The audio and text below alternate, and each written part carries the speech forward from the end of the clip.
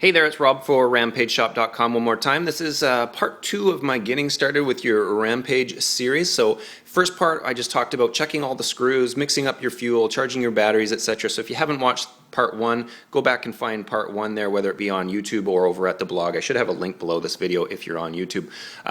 So in part 2 here, I'm just going to kind of introduce you to the transmitter, the 2.4 gigahertz transmitter that comes with your Rampage, and just talk about the dials and the switches and the settings and all that kind of stuff.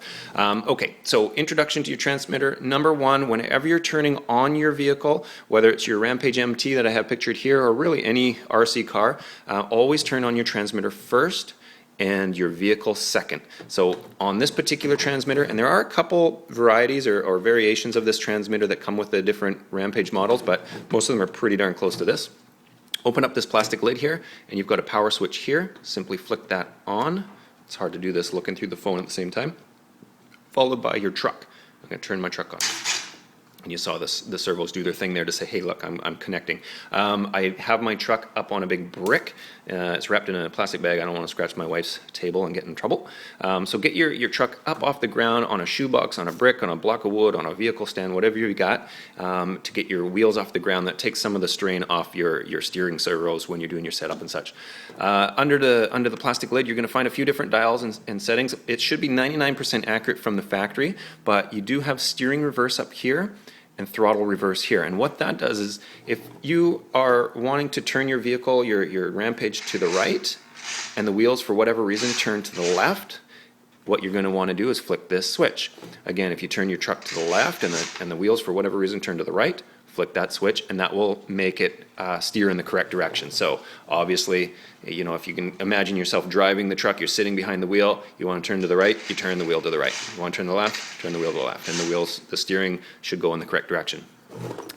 Throttle, same situation. If you pull your trigger and your truck wants to apply the brakes, or if you put on the brakes, which is this way, and your truck wants to drive, obviously this switch needs to be switched. All right. You also have, let me look under the hood here and remind myself, bear with me one second. It's hard to see. I'm going blind in my old age. Steering trim, throttle trim, and dual rate. I had to look and see which is which so I don't tell you the wrong information because I can't tell when I'm looking through the phone. Okay, this is your steering trim. What that does is, if your truck isn't tracking perfectly straight, you can do minor adjustments with the trim. So you move your dial to the left, it's going to move the wheels slightly to the left. Move it to the right, it's going to move the wheels slightly to the right. This is for minor adjustments only. If you're way off kilter, what you want to do is set this to the 0 point and adjust your servo horns, and there's 2 on the MT. Depending on what model you have, you might have 1 or 2 steering servos. Adjust your servo horns with this dial set to 0 to get it tracking as straight as possible, and then do a very minor tweak with the steering trim here.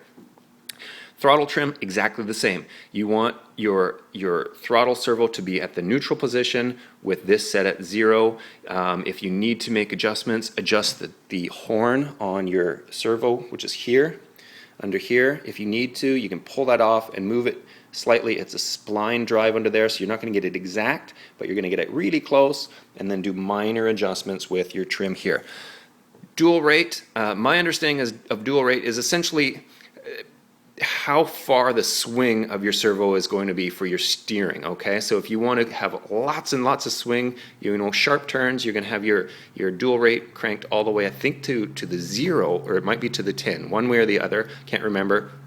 That will give you sharp turns. If you want to dial out some of that steering, then you're going to turn the dial in the opposite direction, and it'll give you less steering action. Now, one thing you want to do is, if you crank your wheel all the way over to the right, and you feel your servos are kind of fighting against the linkage, the linkage is all the way to the max, but the servo is still trying to turn it further, dial out some of that dual rate. That'll take some of the pressure off your servo so you don't blow up a steering servo.